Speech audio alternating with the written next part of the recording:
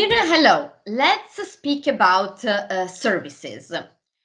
You indicated that climate comfort and social interaction are among the most important needs at Vodafone, and accordingly, common and aggregation areas are the biggest motivator, as we saw in Module 6.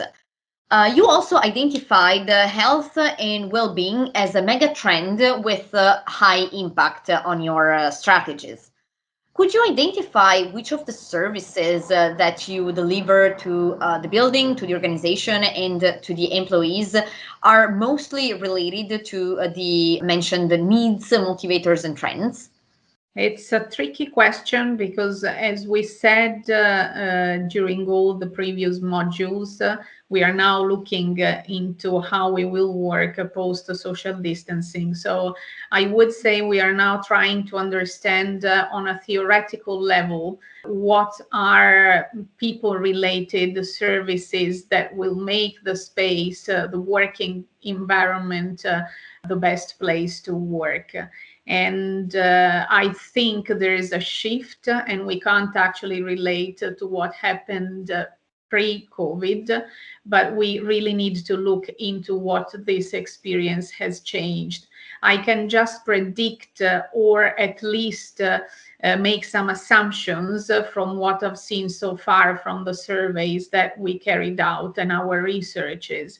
I think, as I said before, that it will be very important that the physical workplace give again a sense of community and maintain the option and the possibility to meet with people and have a bond with the company as well. So common areas as well will be indeed very important, and not only for the employees but for the customers and innovation areas as well. So we are focusing on co-working, collaboration, co-creation, innovation as trends for the future of our working environment. So I would say that these are the spaces that will be more important or most important to people after social distancing. But as I said, at the moment, these are just assumptions.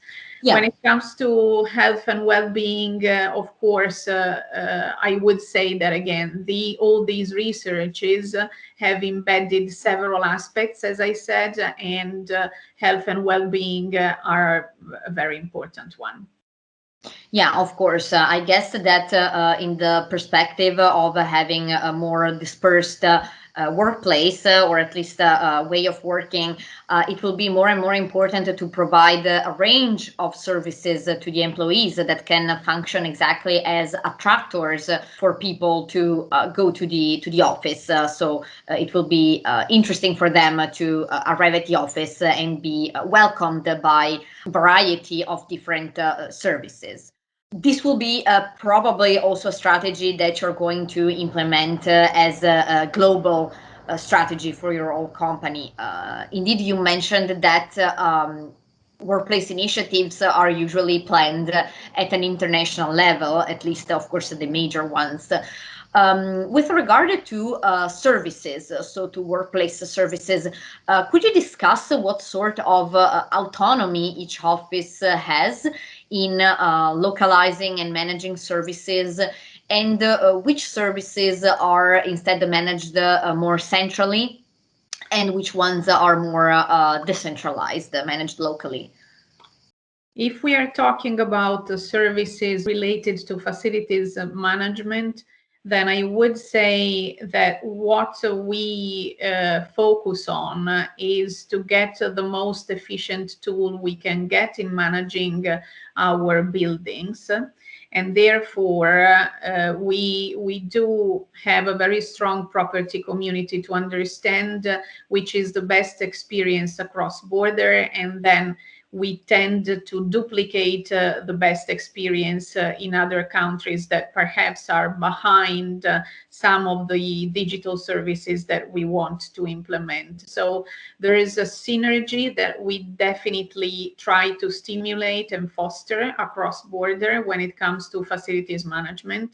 there is no such thing as compulsory features, I would say, other than updating the KPIs. So we have a platform that it is used globally, where all the countries input the picture of their property portfolio, and the data we have are the usual for KPIs to keep under control, such as amount of square meters, people, real estate criteria, and all those information that we need to manage our buildings. Then there's the bit related to the employee experience, and on this respect as well, we focus usually in having a consistent experience across border, which doesn't mean though having mandatory tools to be used, but we do again, we do want to make sure that the experience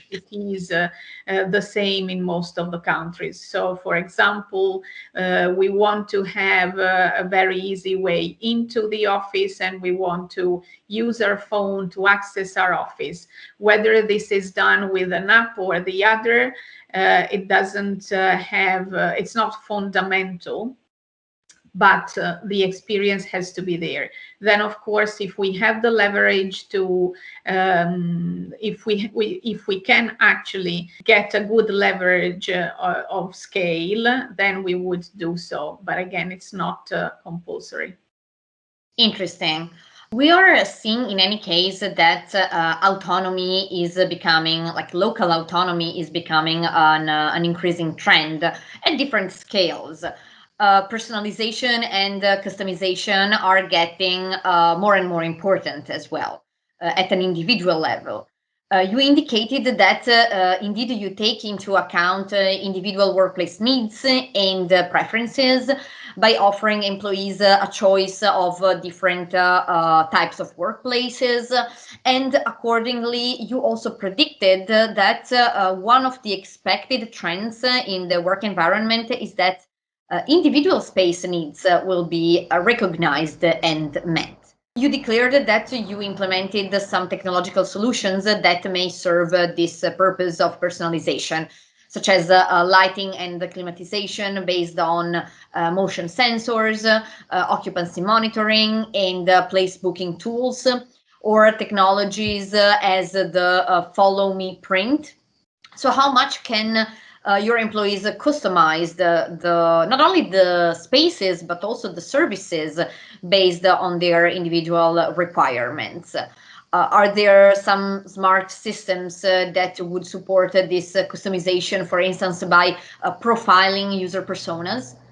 I would say that profiling user personas is very important in designing the space. So understand, it's very important to understand which is the variety of settings that we have to implement, and which will be the purpose of the space itself, to make sure again that we cover the all the needs of the employees. When it comes to environment and customize the environment, by environment I mean again temperature, quality of the air, humidity, and those aspects that needs to be at a certain level within the working environment. That's I think it's not as easy to customize because and in the future I think the level of customization will be perhaps even softer, because if we think about a collaboration area or an event space, it's very hard to get every single person's preference and get them the freedom to actually adjust the environment settings. So I would say that it is more customization related to the option. And by option, I also mean, again, covering diversity within our workforce. Yeah, it is true that if employees will be able to work more from home, maybe this personalization and customization need will be translated at home and be less present in the corporate office instead. Thank you, Mirna.